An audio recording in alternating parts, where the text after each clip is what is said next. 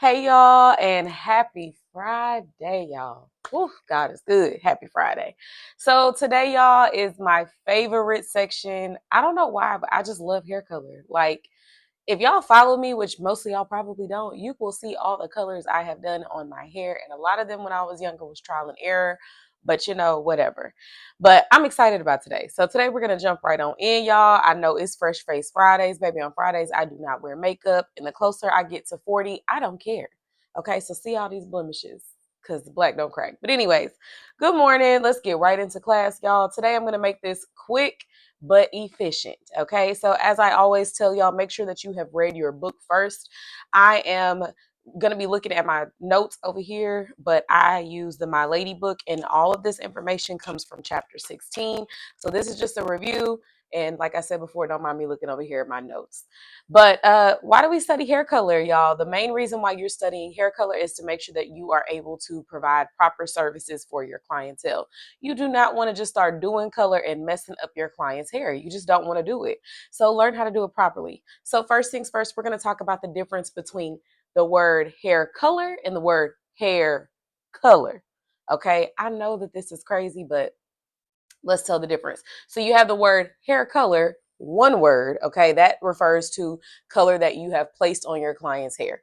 So that means you done mixed and developed and temporary, whatever. We're digging into that more, but that means you have applied some form of color to your client's hair. Hair space color, two words, is your natural hair color. Okay, this is not my natural, but just for references, you can say like their root color would be hair space color. Then my ends, the black that I have plastered on my hair, is hair color, one word. Okay. So, anyways, let's dig into this. Okay, let's dig into the details. So, as y'all know, I will post little images and pictures so you can kind of follow along with me as we go, because I want y'all to know. So, let's talk about hair color. Let's talk about contributing pigment. It's also known as the undertone. Okay, so that refers to the warmness of your hair as you're lightening the hair. So, as we know, I'll use my hair for example. My hair is dark. As I bleach my hair, it's going to go through these stages. And I'll put a little image right here so you can see what those stages may or may not look like. Most people with dark hair, you'll pull more warm tones, but it really just depends on the person's hair. So it's important to know when you're dealing with hair that you know the structure of the hair, because that's the most important thing. How can you even color if you don't know the structure? So let's look at one individual hair strand.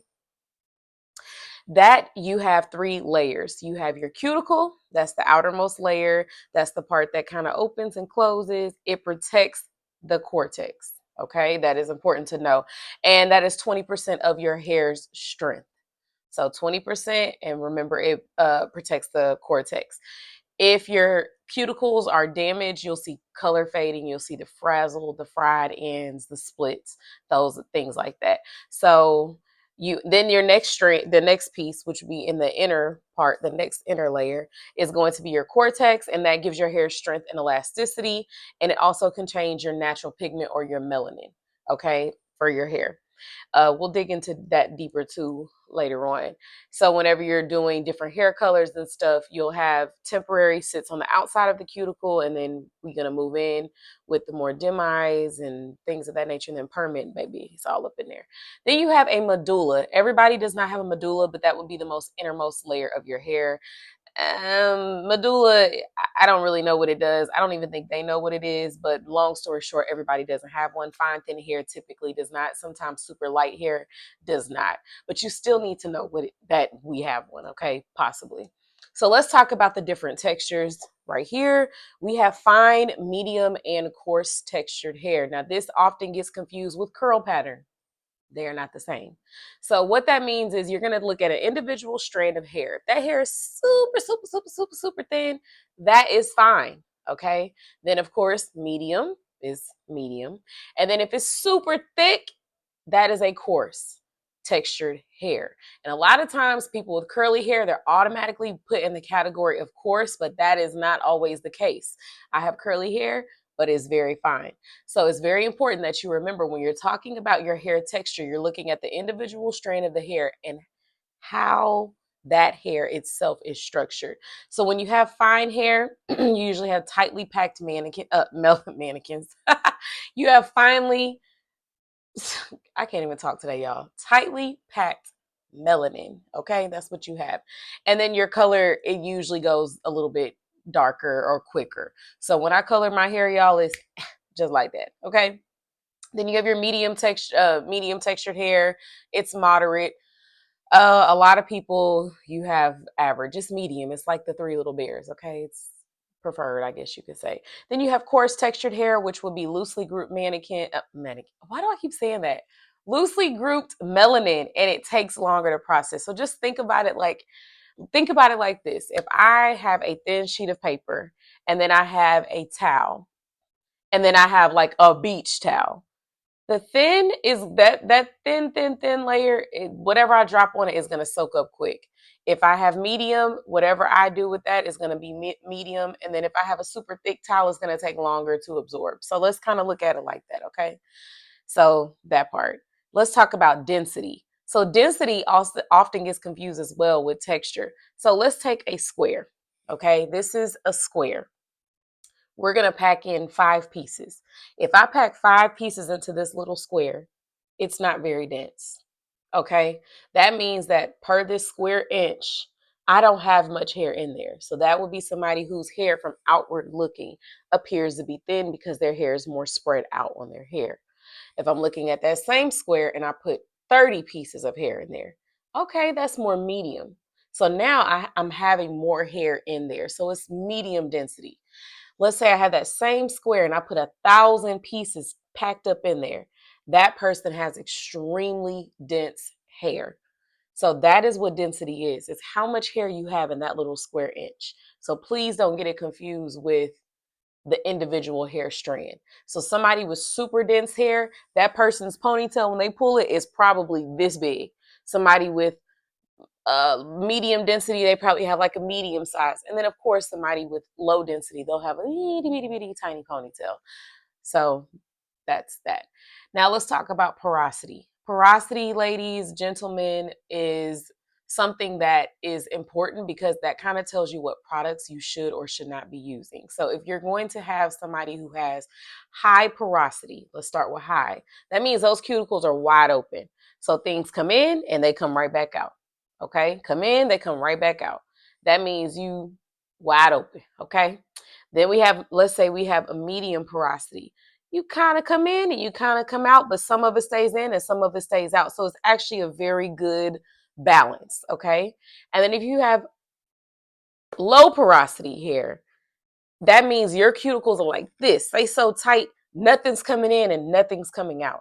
And to me, that is the hardest hair to deal with when you have low porosity because finding the right products is so difficult. But these days we have the good old fashioned Google and you can look it up and you can actually Google and see what products work well for low porosity hair. There's a test that you can do. You can drop it in a cup.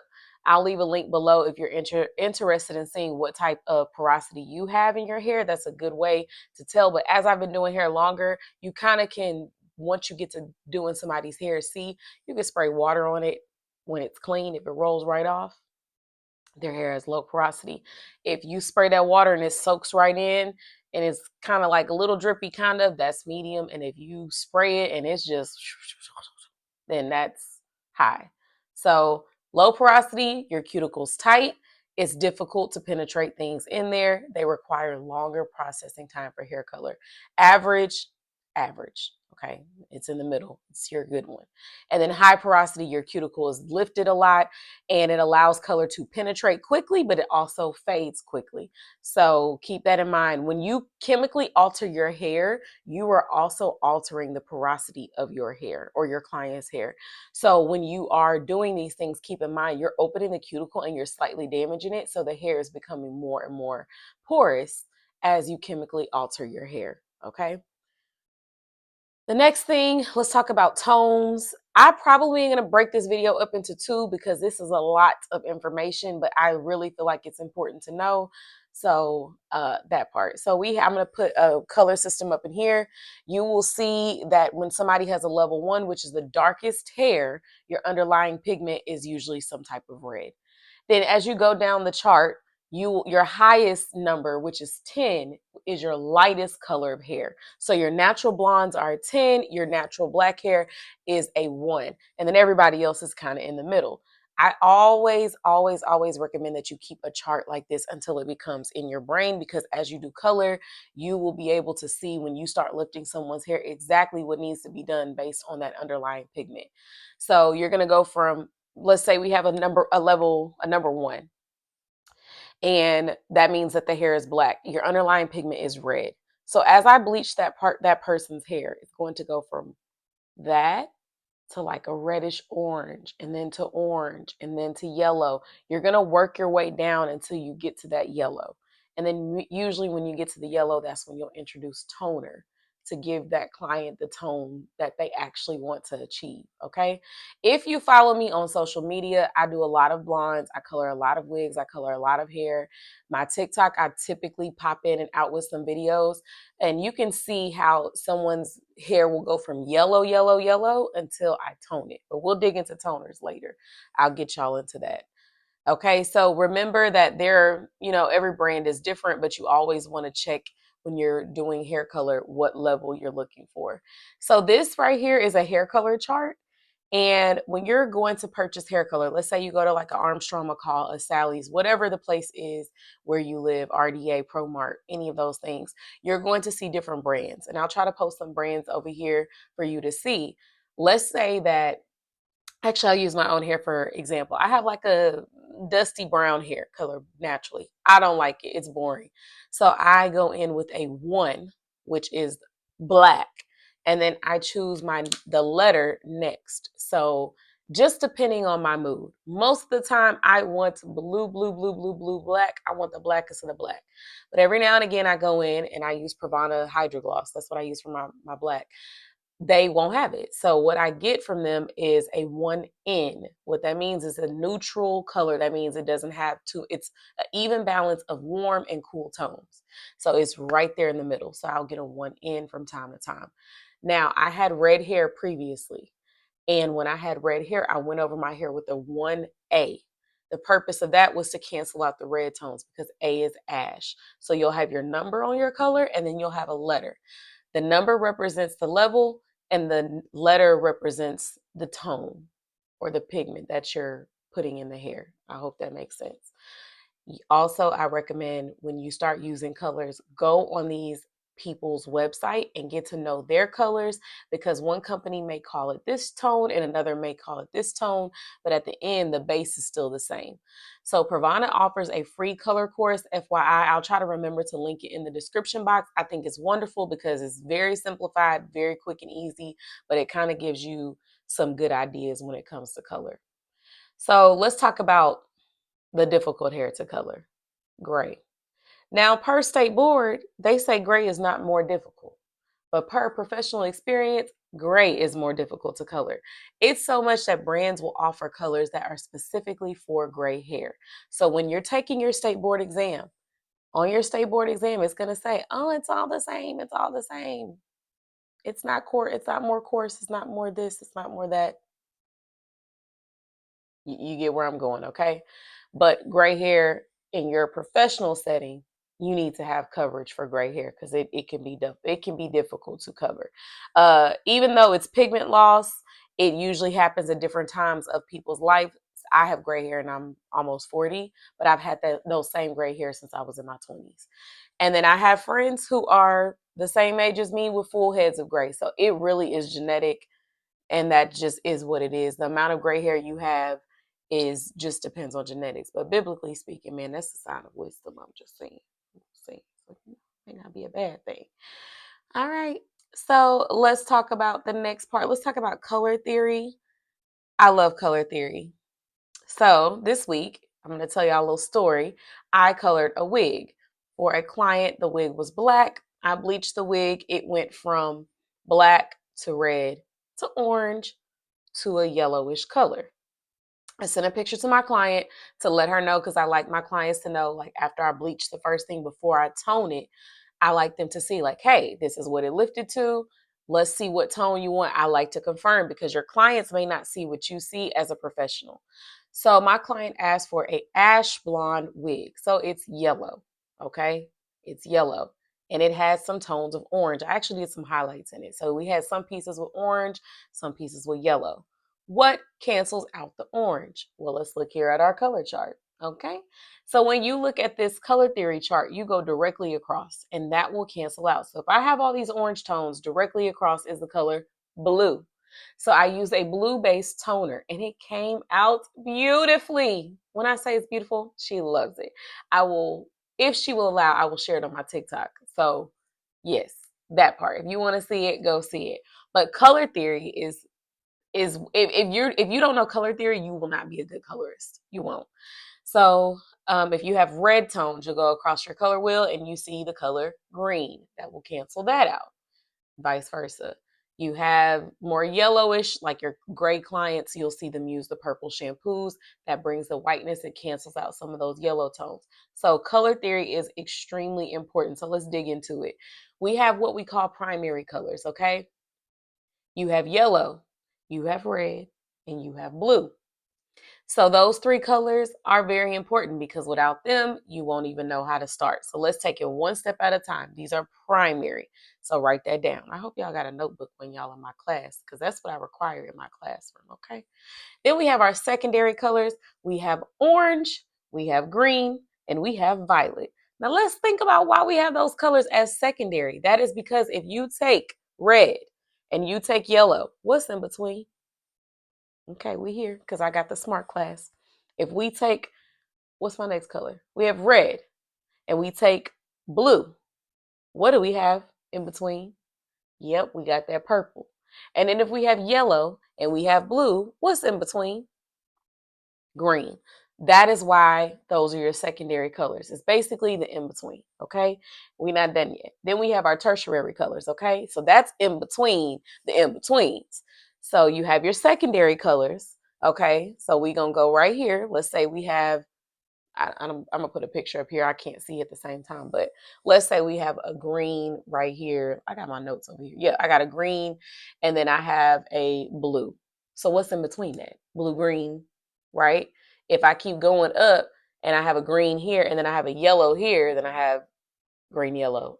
Y'all get where I'm going. So your tertiary colors are the in-betweens, the in-between.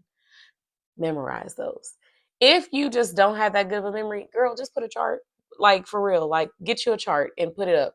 I keep one when I had an actual salon space. That's what I kept on my thing. But I'm not gonna lie, baby, I'm an artist by nature. Those colors, oh, I love color. I love it. If y'all go look on my page, you'll see. I just love color. It's beautiful.